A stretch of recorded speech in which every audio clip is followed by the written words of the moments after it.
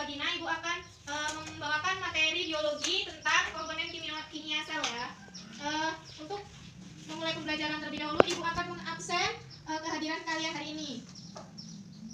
Yang pertama, Desi Purwanti hadir tidak? Ada. Muhammad Sobirin hadir tidak? Hadir. Pipin Kurniawan hadir tidak? Tidak hadir. Oke, ada suratnya? Tidak. Oke.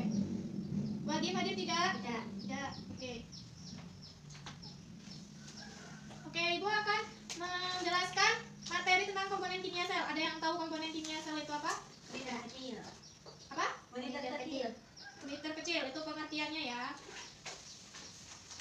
Oke, Ibu akan menjelaskan asal-usul dan pengertian sel terlebih dahulu. Oke, asal-usul sel itu pertama kali ditemukan oleh Robert Hooke ya. Dia menyayat sayatan gabus berukuran tipis dan mengamatinya dan menemukannya ruang-ruang yang berukuran kecil pada suatu dinding ya. Dia mengamati dengan menggunakan mikroskop sederhana. Kemudian dia menamai sel-sel yang berukuran kecil itu dengan menamainya sel. Robert Hooke itu ilmuwan yang berasal dari Inggris ya. Jadi pengertian dari sel tersebut itu adalah unit organisasi terkecil yang mendasari dasar kehidupan makhluk hidup ya. Sel itu sendiri berasal dari bahasa Yunani, yaitu apa? Sela. Oke, sela, yang artinya ruang-ruang yang berukuran kecil ya.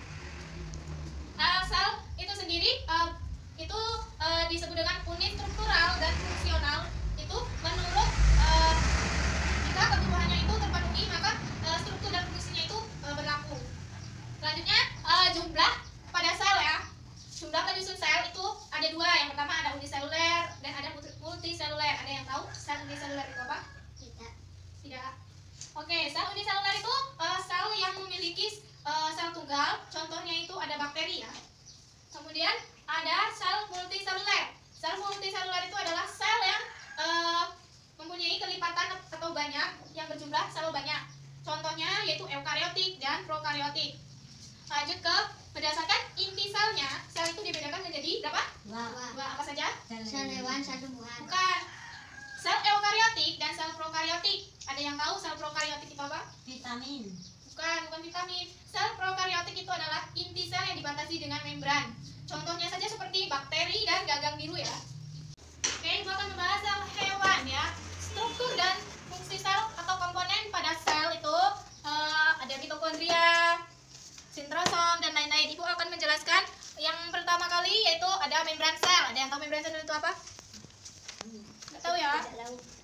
Membran yang dilewati oleh suatu zat-zat tertentu tetapi tidak dapat dilewati oleh zat-zat lain. Contohnya yaitu dicatat ya. Contohnya yaitu ada air, ada ion, dan ada lemak. Fungsi dari membran sel itu sendiri adalah pelindung sel dan pengatur keluar masuknya suatu cairan yang ada di dalam sel ya, pada dinding sel, membran sel. Kemudian ada sitoplasma. Di sini sitoplasmanya, sitoplasma adalah cairan yang mengisi atau mengandung sistem koloid ya, atau zat koloid. Fungsinya yaitu tempat berlangsungnya suatu reaksi atau metabolisme sel ya. Kemudian yang ketiga ada nukleus. Ini di sini ada inti sel. Apa nukleus itu atau inti sel? Itu berfungsi untuk pelindung atau pengatur suatu kegiatan yang ada di dalam sel ya. Kemudian ada retikulum endoplasma. Retikulum endoplasma ini itu ada dua, ada retikulum endoplasma kasar dan ada retikulum endoplasma halus. Retikulum itu adalah benang-benang halus ya yang melekat pada inti sel atau nukleus. Fungsinya yaitu menyusun dan menyalurkan suatu zat-zat ke dalam sel. Selanjutnya yaitu ada ribosom. Ribosom jadinya proses fotosintesis ya. Kemudian ada badan Golgi. Ada yang tahu badan Golgi itu apa? Tidak. Badan Golgi adalah gelembung-gelembung atau kantong atau ruang yang bertumpuk-tumpuk pada suatu sel. Badan Golgi ini berfungsi untuk mencerna atau sebagai alat pengeluaran sekresi dan lendir, maka disebut dengan organel sekresi. Selanjutnya ada mitokondria. Ada yang tahu fungsi mitokondria apa? Tidak. Yaitu sebagai penghasil energi atau menghasilkan suatu energi pada sel. Kemudian ada lisosom. Ada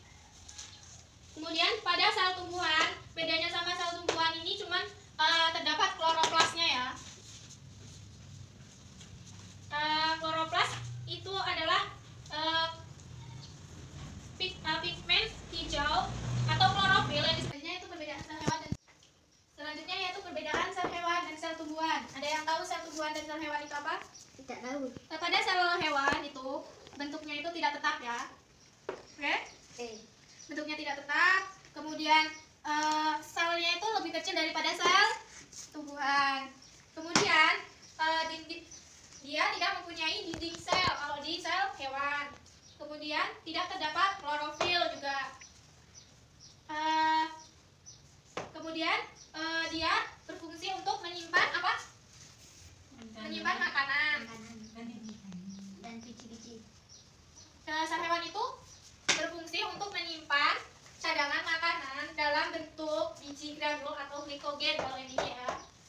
Kalau pada sel tumbuhan itu perbedaannya kan terdapat dinding sel, bentuknya itu tetap. Kemudian terdapat vakula yang besar. Kemudian ada kloroplas, di mana kloroplasnya itu terdapat klorofil ya. Contohnya itu pada daun. Selanjutnya yaitu perbedaan sel hewan dan sel tumbuhan. Ada yang tahu sel tumbuhan dan sel hewan itu apa? Tidak tahu. Pada sel hewan itu bentuknya itu tidak tetap ya. Oke? Bentuknya tidak tetap. Kemudian selnya itu lebih kecil daripada sel tumbuhan. Kemudian dia tidak mempunyai dinding sel kalau di sel hewan. Kemudian tidak terdapat klorofil juga. Kemudian dia berfungsi untuk menyimpan apa? Menyimpan makanan. Dan biji-biji. Sel hewan itu berfungsi untuk menyimpan cadangan makanan dalam bentuk biji granul atau glikogen kalau ini ya. Kalau pada sel tumbuhan itu perbedaannya kan terdapat dinding sel, bentuknya itu tetap. Kemudian terdapat vakula yang besar. Kemudian ada kloroplas, di mana kloroplasnya itu terdapat klorofil ya. Contohnya itu pada fungsinya untuk menyimpan tenaga dalam bentuk biji atau granul Air. atau kan kanji. Oke. Poin keempat yaitu komponennya ya, langsung ke komponennya. Kimia sel. Ada yang tahu komponen itu apa? Tidak tahu.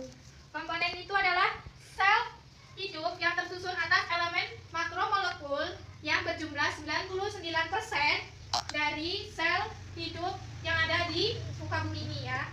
Pada komponen kimia sel itu dibedakan menjadi berapa? Menjadi 2. Ada apa saja? Organik dan anorganik. Organik, anorganik.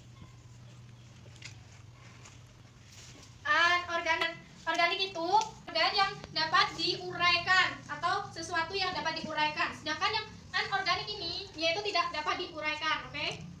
Contohnya apa? Ada karbohidrat ya. Terus ada apa lagi? Mineral. Air. Ada protein. Terus ada lipid atau lemak. Apalagi satu? Asam nukleat. Contohnya nasi, jagung dan lain-lain ya. Biji-bijian bisa, umbi-umbian juga bisa, terus tepung-tepung juga bisa ya. Kemudian protein. Apa? Ada yang tahu contoh protein apa? Tidak Apa tahu. saja? Telur, ya. Daging, oke? Daging. Ada yang tahu lipid atau lemak itu apa? Seperti lemak yang ada di tubuh kita ini. Kalau di sini kan pasti ada ya lemak. Kalau kita makan itu tidak keluar, berarti itu sudah jadi lemak ya. Kalau keluar itu namanya urin ya. Selanjutnya yang tahu asam nukleat itu apa? Tidak tahu. Makromolekul untuk kelangsungan sel ya. Ada yang tahu? Ada 2 ya. Apa saja? RNA. Atau apa singkatan dari asam nukleat? Ribosa ya. Kemudian ada DNA. Ada yang tahu DNA apa? Deoksibosa asam nukleat. Organik apa saja? Sebutkan. Vitamin. Vitamin. Kedua, Air mineral. air dan mineral. Vitamin, macam-macam vitamin ada apa aja?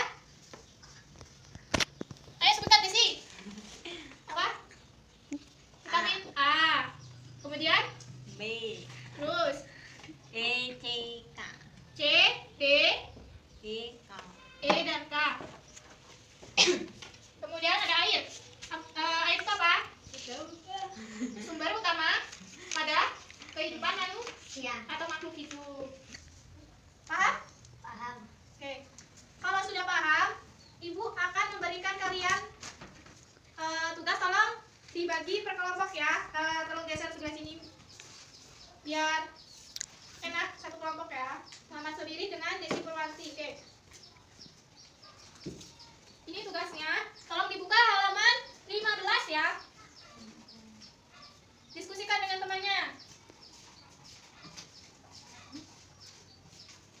Ada yang kurang jelas? Bisa Ibu bantu. Di sini kan apa yang kalian ini ya? Kalian cari seperti apa sih? Ini gitu ya. Kamu apa? Ya, ini kan seperti ini. Nanti kamu harus mencarinya gimana, terus kamu jelasin gini-gini, oke? Selanjutnya nanti hasil diskusinya itu kalian presentasikan. Karena sudah kalian diskusikan terlebih dahulu, Ibu akan memberikan kalian tugas untuk mengidentifikasi hal-hal tersebut yang Ibu kasih pada RKPD-nya itu. Kalian presentasikan minggu depan ke depan ya. Dan tugas tambahan kalian yaitu membuat resume ya, tulis. Membuat resume untuk pertemuan selanjutnya, yaitu tentang struktur dan fungsi sel. Kemudian yang di dalam struktur sel itu tuh terjadi proses apa gitu ya. Kalian pelajari terlebih dahulu. Oke. Mungkin cukup itu saja yang Ibu sampaikan. Jika ada kurang jelas atau kurang paham bisa ditanyakan oleh Ibu. Silakan bertanya. Sudah paham? Ya. Oke, sudah. Oke, alhamdulillahirobbilalamin. Pembelajaran pada hari ini Ibu cukupkan sampai bertemu dengan minggu depan ya. Tolong dipimpin doa sebelum kita menutup pelajaran hari ini. Silakan Desi. Sudah siap. Berdoa mulai. Berdoa selesai. Ucapkan sana. Assalamualaikum warahmatullahi wabarakatuh. Waalaikumsalam warahmatullahi wabarakatuh. Selamat bertemu di minggu depan ya anak-anak. Semoga kalian sehat selalu dan bertemu lagi dengan Ibu